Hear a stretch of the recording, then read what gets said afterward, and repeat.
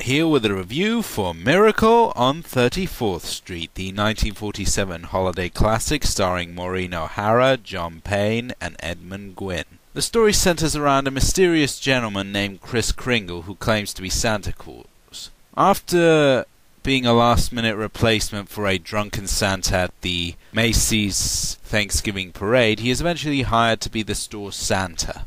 Soon, he begins sending parents to other stores when they can't find the toy their children want at Macy's, and as such prompt the senior management to employ a completely new marketing strategy that earns them lots of new business. However, one of the senior executives and the person who hired Kris, Doris Walker, fears that he may be a little bit too nutty in the fruitcake, herself not believing in Santa Claus and encouraging her daughter to do the same, and sends him for a psychiatry checkup.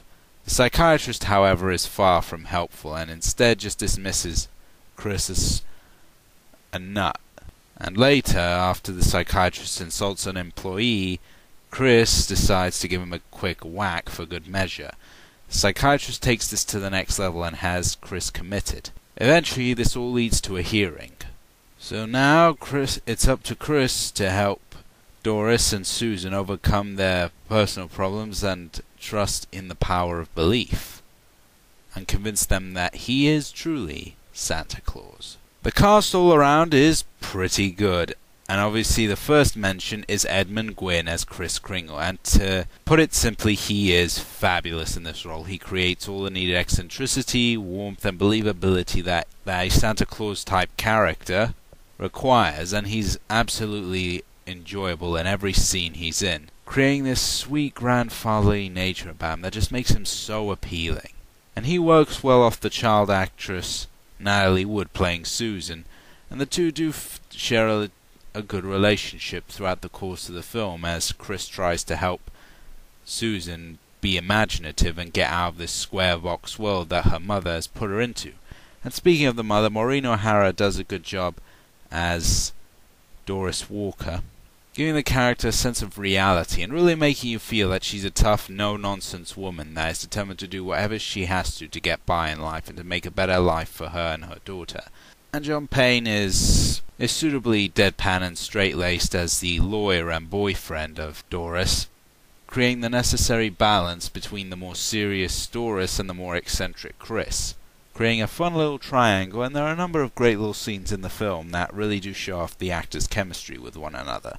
Also to note is the actor who played Alfred, who is the Macy's shop janitor, who is absolutely lovable in the role, and he and Kris play off each other well, and you do see this wide-eyed hopefulness in Albert.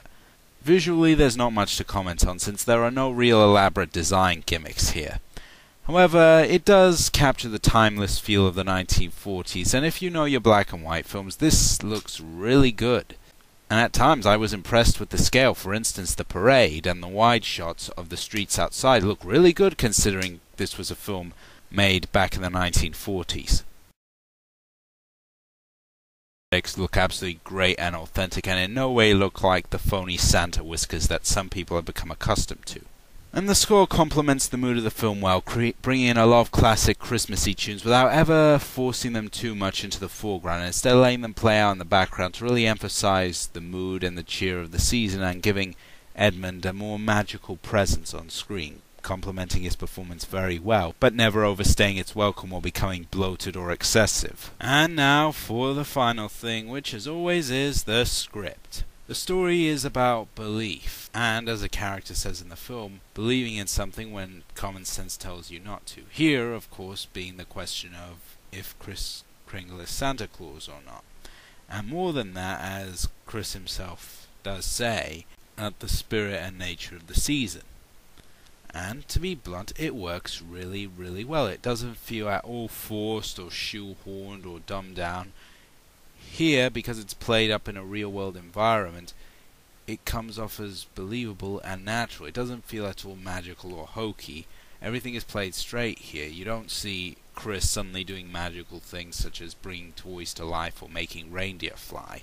And because the film never actually answers the question of if he is really Santa Claus or just mad, it keeps that mystery going, which is something I really like.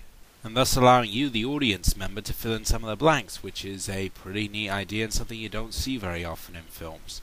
And the fact that Kris stands out as being eccentric and kind amidst all these characters who are not necessarily bad, but very much hardened by the unrelenting commercial world around them, makes for a nice contrast. Now, of course, one of the most famous scenes in the film is the courthouse scene, and this is, I think, the only time where the film really drops the ball. For me, I just don't buy the whole post-explaining Kris being Santa Claus thing. I'm sorry, but I just don't buy that, but only if you look at it from a scripting standpoint. When you watch it in the film, you go with it. It's like the transit letters in Casablanca, or the lightning that brings the monster to life in Frankenstein. It's a plot hole that works within the story and the universe that the story sets up, and it's something you don't question until after you've seen the film. And even then, it isn't a glaring hole that completely ruins the film or the themes of the film about belief. And because you're so busy just being enchanted by the character's performance, not to mention the great pacing that never wastes time yet devotes a good amount of time to individual character scenes, and we get to know these people. We get to see what makes them tick, and we get to see how Kris impacts each of their lives.